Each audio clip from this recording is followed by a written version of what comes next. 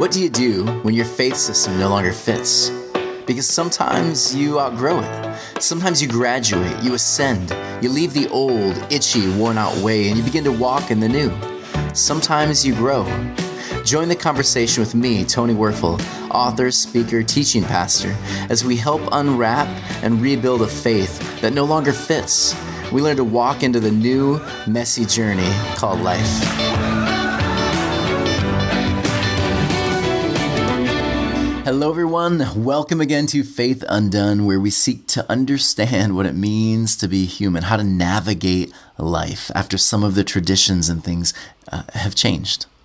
And so I want to start today, I want to do something a little different, because usually I choose like topics and things or study through some different verses or scriptures. But today I want to try something different. Even though my throat is all scratchy today, I want to start with this. I got an email, and by the way, I love your emails. You guys send me so many emails and messages. I get text messages often on Wednesdays when the podcast first comes out. I rarely get negative ones. This past week, though, I did get one that was a little scathing. There was some emotion attached to it, and I wasn't angry. I wasn't too frustrated, but I read it. I read it just like I would read any other letter. And I did look for different things of, hey, are there things in here that maybe I need to change and grow from? But as I read the letter, there was a lot of interesting information there. And so what I'm going to do is I just chose a couple little segments here. I'm not going to share the person's name, any of that stuff, location, any of that.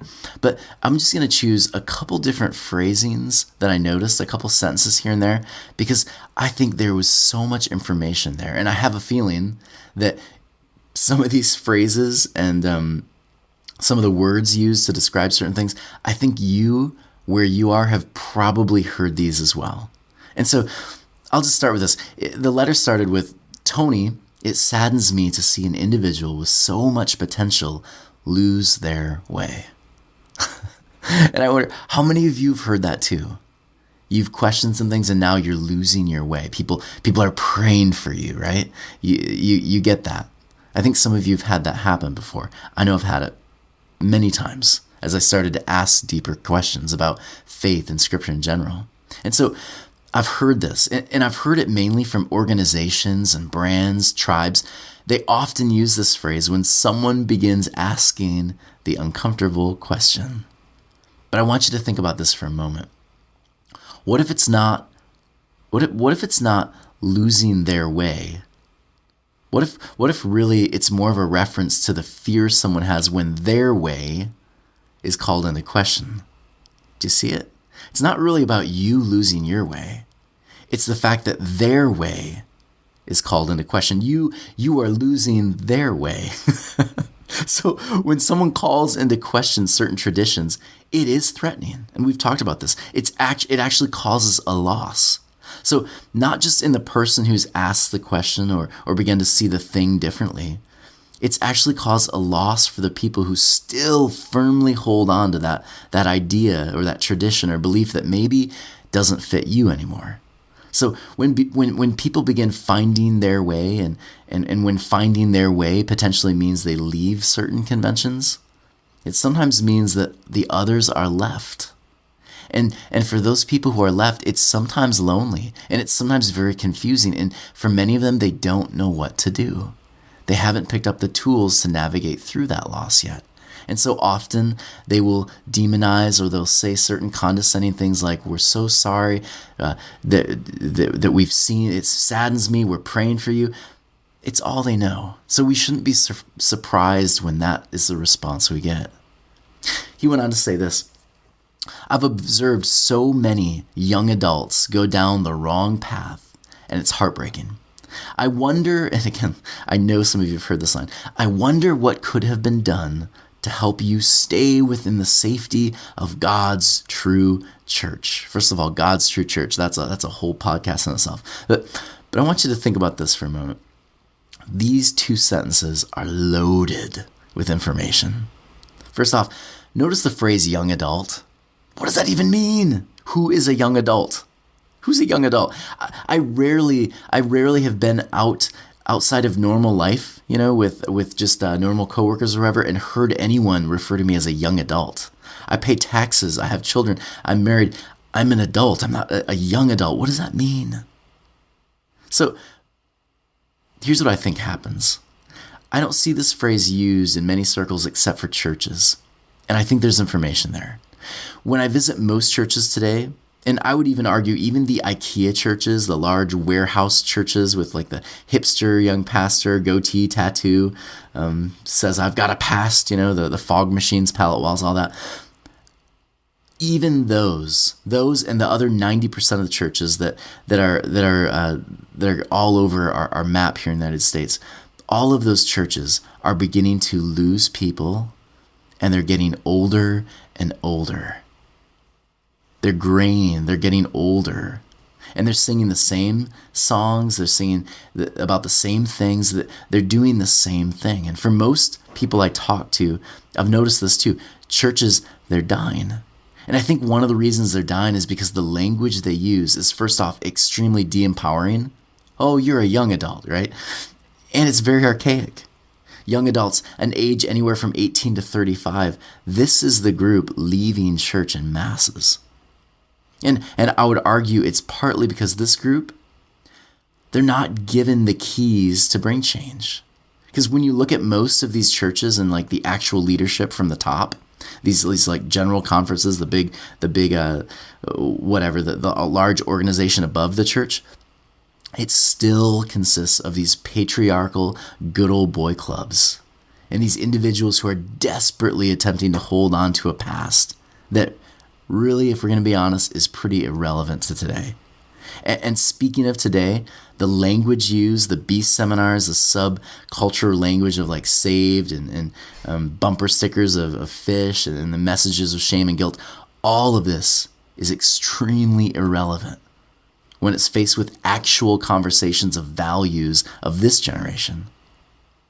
What's heartbreaking for me, so I'll use that phrase, heartbreaking for me, it's the fact that most of the churches I've observed, they're answering questions no one's even asking. We don't care what you think about how the world is going to end. We really don't think the message that you're evil and you're bad and all of this and you need the murder of Jesus to be good again. We don't find that compelling. Demonizing the sciences, that is not a compelling thing for us. So to answer your question, my friend, what could have been done to keep me within the one true church? I would argue one action the church has, and I would say really the only action it still has, is to embrace the questions. Stop demonizing the individuals, asking them, start empowering them. Give those people the keys to the church. Allow the church to evolve, change. The theology, let it move and grow and have some breath. If truth is really something we continue arriving at, then maybe it's time to start embracing the sciences. Maybe it's time to embrace historical insight rather than ignore it. Because if the church is going to survive, if Christianity has any chance of surviving the next couple decades, it has to change or it's going to die. He continues the letter, and I'm not going to share a ton of it, but he continues with his thoughts on the LGBTQ community and his stance on the Bible, the infallibility of it, and it's a lot of different things he brings up. But he says this, he ends with this: may God open your eyes to the truth and change your mind before it's too late. Again, like you can see the crypticness, before it's too late. You are in our prayers, because that's what good Christians do. We always end with, you're in our prayers, friend. So that's the end. May God open your eyes to the truth, change your mind. Before it's too late, you're in our prayers. So again, a lot of information there when you really think about it. Truth. I mean, think about that. Do you know that most religious structures, these tribes, these churches, these belief systems, they all feel that they have arrived at truth? Their brand of truth is the truth, which means other tribes are what? Like untruthful, wrong, inferior? Because I would ask the question, what makes one truth better than another? What makes one doctrinal stance better than the other person's or their tribe. Because the reality is we're all arriving at truth. Because truth is something that grows, it evolves, it morphs. We experience truth, but truth, it's not static. Truth changes as we change. It actually enlarges. I want you to think about this. As you've studied something, that art form, that technology, whatever it is, it didn't stop after you got an answer. It actually got bigger. And now that you've answered some of the questions that you had, you've got 5 more, don't you? Because we aren't static beings, we're dynamic. And if we're dynamic beings, then we should not be surprised that the ways in which we understand the world also move and change and grow. So I have to smile a little bit when I read this, because what if the mystery of life is unfolding before our eyes, and some of us, we're putting blinders on? What if the people who are calling the rest of us back to their truth are actually the ones that are needing to allow truth, present truth of this age, to open up their eyes the most?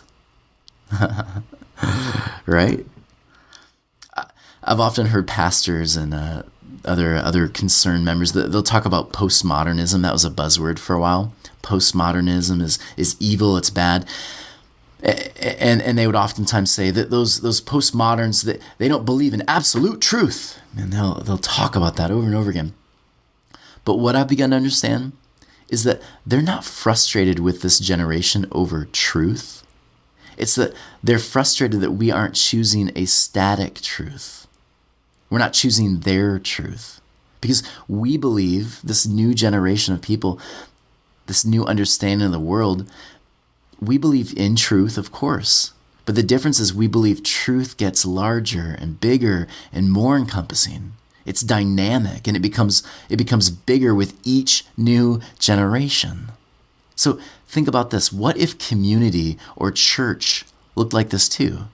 Rather than being a decaying building and a philosophy stuck in the past, asking irrelevant questions, holding these awkward conferences, church became a dynamic group of people embracing change and growth, sharing in their stories, celebrating with each new discovery rather than mourning and writing letters of essentially like, oh no, I can't believe you left the fold. What if we celebrated? It became a place that allowed everyone inside the doors. No matter what you thought, you were welcome.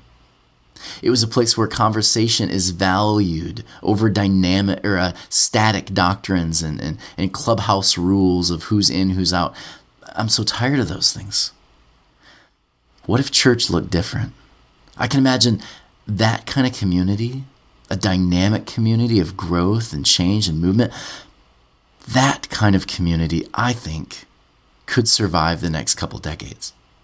And I think for this to happen, it's going to take subtle changes in philosophy, understanding how we interact with the world. I think for this church to survive, it's going to have to, and when I say church, I mean the Christian movement in general.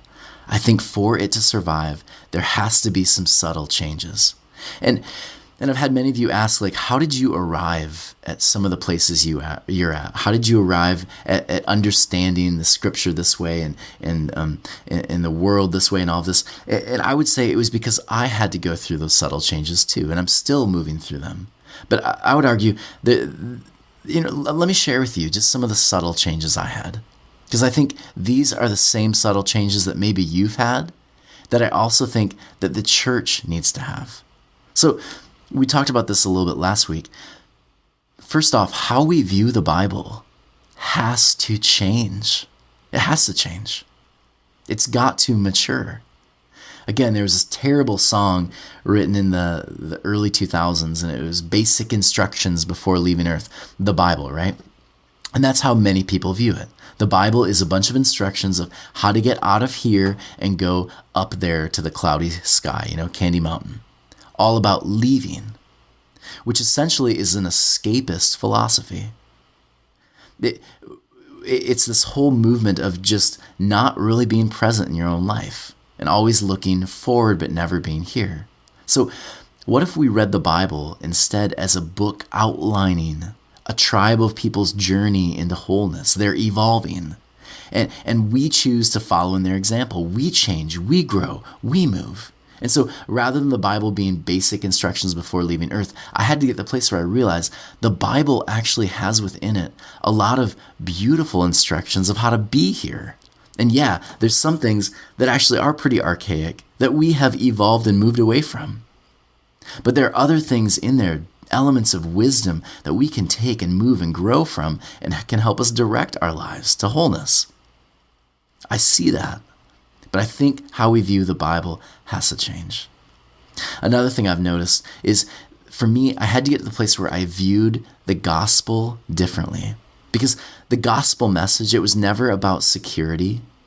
It was about learning to stumble through the trials and change and movement and growth, not to avoid it.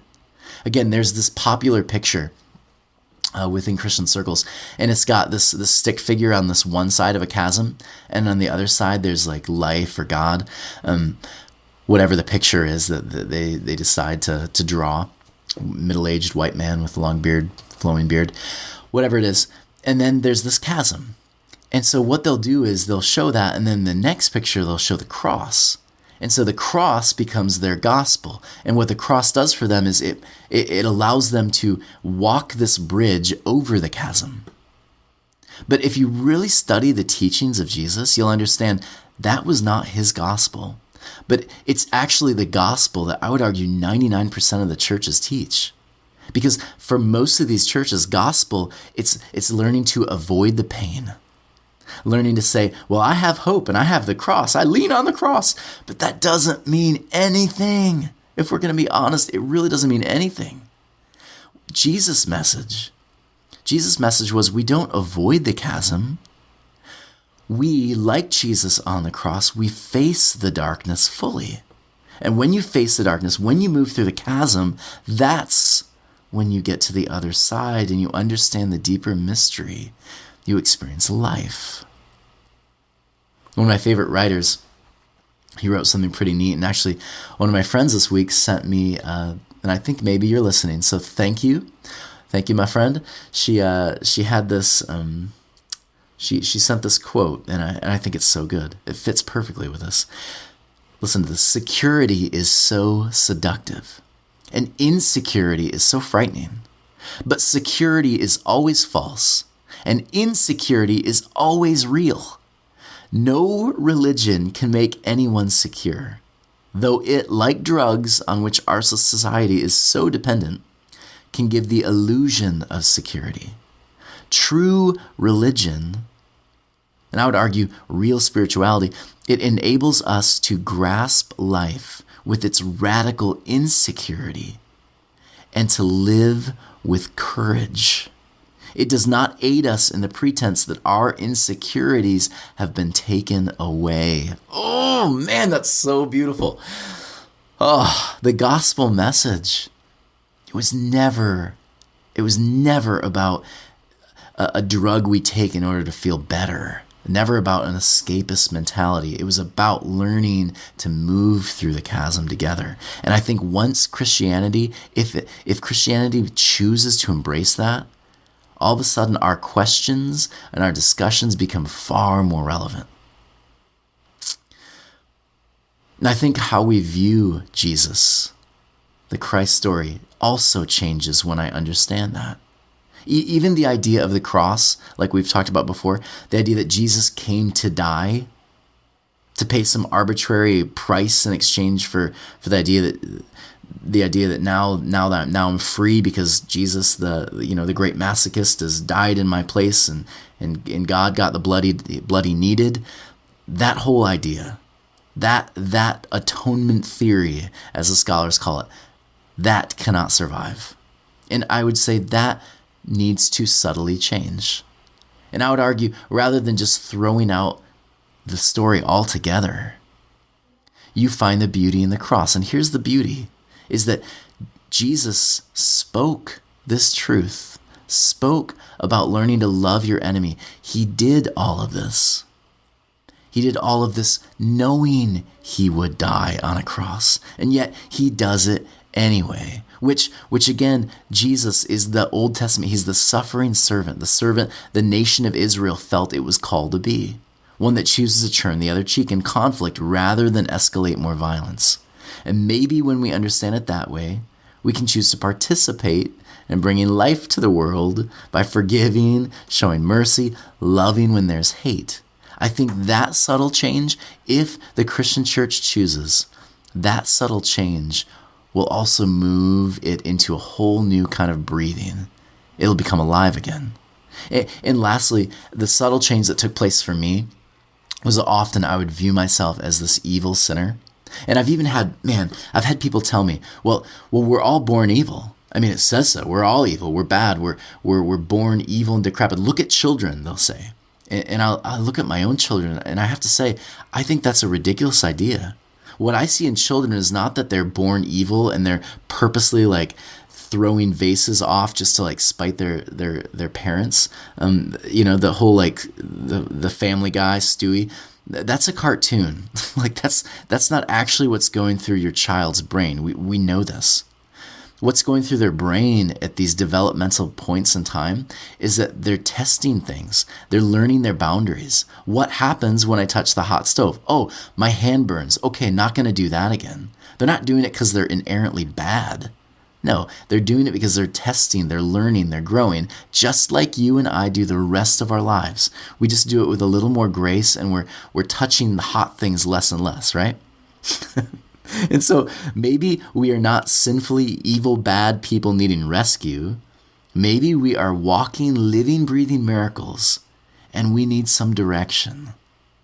Because let's be honest, that kind of message, direction, knowing we are miracles, that message is really compelling. Because that would mean we share our moments of learning and growth, pain, sadness, anger, all of it. We share those things together. And I think now we're talking church. What if churches looked like that? You didn't have, the whole thing didn't center around the fog machines and the one personality up front and the entertainment, but it actually revolved around, here's what I'm learning. Here's the growth I've had. It looked like the Moth sessions, right? Anyone else listen to that podcast? Beautiful. That's church. What if that was the future of church? What if community looked like that? So I've rambled, but my friend who wrote the letter, I have to tell you, thank you. I appreciate your concern. I know it probably came from your heart, but I hope you'll also hear some of my thoughts as well. Because here's the reality. All of us listening, all of us participate in this. Whatever community you choose, I hope it becomes a thriving, dynamic place of movement and growth. Because I think the potential is there for any movement, any tribe, any community of people. I think the potential is there. But I think for these things to happen, there has to be some subtle changes that take place, which means we have to be open to them. So my friends, I hope this week you will find ways in which you will see the subtleties all around you. You'll begin experiencing these subtle changes. And when you do, you experience it in community. You bring others along with you on the journey. Blessings, everyone. Can't wait to talk to you next week. And hopefully by then, I will have a voice that doesn't sound like Kermit. Talk to you soon. Bye.